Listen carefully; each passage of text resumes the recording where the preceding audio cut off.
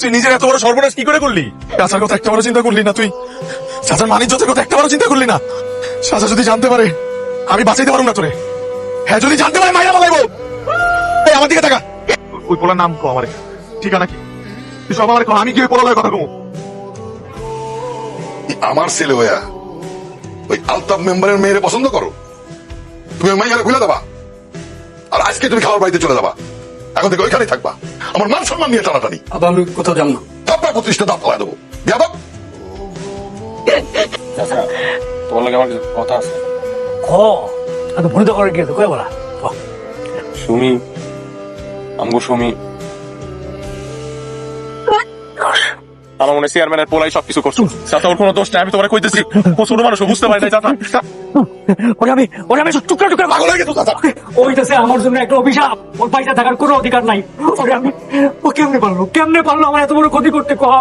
আমি বাইরেই ভালো। চাচা ছাড়ো। পাগল হয়ে গেছো তুমি?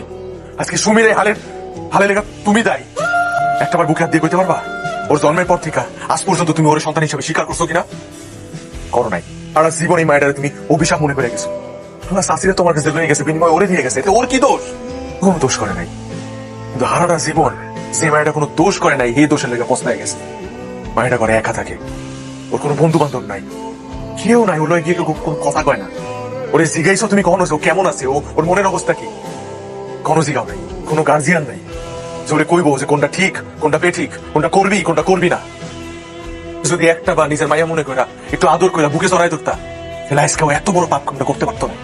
তুমি তো জানো না, কিন্তু জানো না তোমার মাইয়া কতবার আত্মহত্যা করতে গেছিল, ভুলের প্রাশ্চিত্য করার লেগে মরতে গেছিল, কিন্তু করে নাই তোমার চোখের দিকে তাকায়, তোমার সম্মানের কথা চিন্তা করে।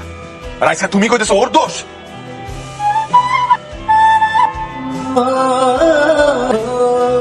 ওয়ালাইকুম আসসালাম। কি ব্যাপার, হঠাৎ এত আয়োজন করে আমার বাড়িতে? চেয়ারম্যান সাহেব, ওই আনুষ্ঠানিক প্রস্তাব নিয়ে আসছি। চেয়ারম্যান সাহেব, আমার মেয়ের সাথে আপনার ছেলে। আপনি এই ইউনিয়নের মেম্বার আর আমি চেয়ারম্যান, জি। সেই কারণেই আমি অতি বিনয়ের সাথে ভদ্রতার সাথে আপনার সাথে কথা বলতেছি। আপনি যে লোভ এবং আশা নিয়ে আইছেন সেটা আপনার কোনোদিনও পূরণ হবে না। চেয়ারম্যান সাহেব, আপনি এসব কি কথা বলতেছেন? চেয়ারম্যান সাহেব, ওরা দুজনকে ভালোবাসে। জয় মিয়া, আমি কি বলতেছি আপনি বুঝতে পারতেছেন না? আপনার মতো নিচু বংশের লোকের মাইয়ার সাথে আমি আমার পোলার বিয়া দিব না। চেয়ারম্যান সাহেব, এই কাজটা আপনি করেন না, তাহলে আমার আর আমার মেয়ের বিষ খাওয়া ছাড়া কোনো উপায় থাকবে না। চেয়ারম্যান সাহেব, আপনার মেয়ে আর আপনি বিষ খেয়ে মরেন না, যা ইচ্ছে তাই করেন, এটা আমার দেখার বিষয় না। চেয়ারম্যান সাহেব, চেয়ারম্যান সাহেব, কোনো অন্যায় কাজ করি না। কত বড় সাহস, হ্যাঁ? ঘাট ধাক্কা দিয়ে বাড়ি থেকে বার করার আগে এখানে চলে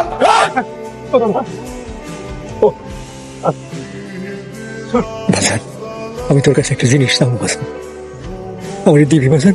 আমার পুরো জীবনটাই তো তোমার নামে, কি চাও খাও, আমি আমার কলিজারা সিরা দিয়ে দিব তোমারে। তুই তুই আমার মায়ের বিয়ে করবো বাসান?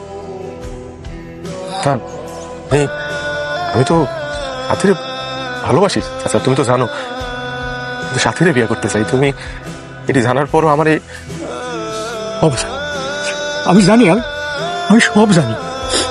তারপরে বাজান, আমি স্বার্থপরের মতো তোর কাছে এটা চাইতেছি। আমার মান সম্মান এখন তোর উপরে বাজান।